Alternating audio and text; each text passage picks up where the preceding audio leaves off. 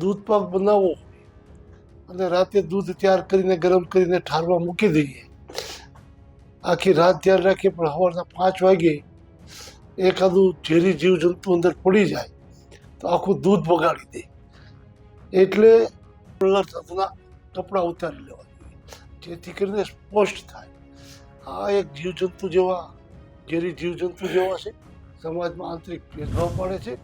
સુરતના જ્ઞાન પ્રકાશ સ્વામીએ થોડા દિવસ પહેલા જલારામ બાપા વિશે જે ટિપ્પણી કરી હતી અને તેનાથી જે વિવાદ થયો હતો તેનો આખરે અંત આવ્યો હોય એવું લાગે છે, કારણ કે લાખો ભક્તોની માંગણી અને રઘુવંશી સમાજના આક્રોશને પગલે સ્વામી જ્ઞાન પ્રકાશ આજે વીરપુરમાં આવેલા જલારામ બાપાના મંદિરે પહોંચ્યા હતા અને જાહેરમાં રૂબરૂ પહોંચીને માફી માંગી હતી.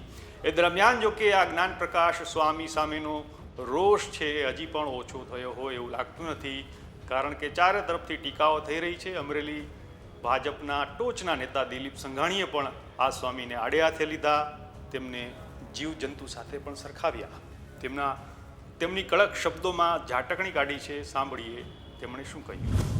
જલારામ બાપાના વંશજોએ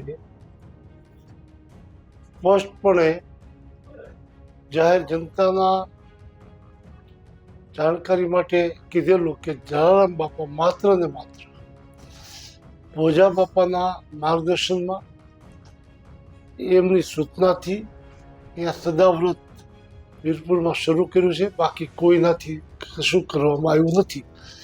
આટલી સ્પષ્ટતા મને લાગે છે કે જાહેર જીવન માટે ખૂબ બધા માટે એક દીવાદાંડીનું સ્વરૂપ છે. પરંતુ સ્વામિનારાયણ સાધુ ભગવા પહેરે એટલે બધાને એક સરખા ગણીને આવે, અને એક સાધુ બોલે તો તમામ સંપ્રદાય, એમાં આંતરિક જે ભેદભાવો છે એને ભોગવવું પડે. એ ભોગવવાની સ્થિતિ એવી છે કે સ્વામિનારાયણે દેશ દુનિયામાં જે રીતે પ્રભાવ વધાર્યો છે એનું ગૌરવ લઈ શકાય, પરંતુ દૂધ પાક બનાવવો અને રાતે દૂધ તૈયાર કરીને ગરમ કરીને ઠારવા મૂકી દઈએ, આખી રાત ધ્યાન રાખીએ, પણ સવારના 5 વાગે એકાદું ઝેરી જીવજંતુ અંદર પડી જાય તો આખું દૂધ બગાડી દે. એટલે સ્વામિનારાયણના સાધુ જે આ પંથના આ ફાટામાં ન હોય એને પહેલા બોલનાર સાધુના કપડાં ઉતારી લેવા જોઈએ, જેથી કરીને સ્પષ્ટ થાય. આ એક જીવજંતુ જેવા ઝેરી જીવજંતુ જેવા છે, સમાજમાં આંતરિક ભેદભાવ પાડે છે. એટલે એને કોઈ રીતે ચલાવવાનું જોઈએ સમાજે. અને હું તો એના સાધુને જ કહું છું અંદર સમજાય, કારણ કે એના કારણે સજ્જન સરળ અને જે વ્યસન મુક્તિનું મોટું અભિયાન ઉપાડીને સમાજના અન્ય કાર્યોમાં પણ શિક્ષણ ક્ષેત્રે જે સારું કામ કરે છે એને પણ ડાઘ લાગે એવી પ્રવૃત્તિ કરનારાઓને બોધપાઠ આપવો જોઈએ. સાધુએ પોતાએ જ અને સમગ્ર સમાજે આવા લોકોથી દૂર રહેવું.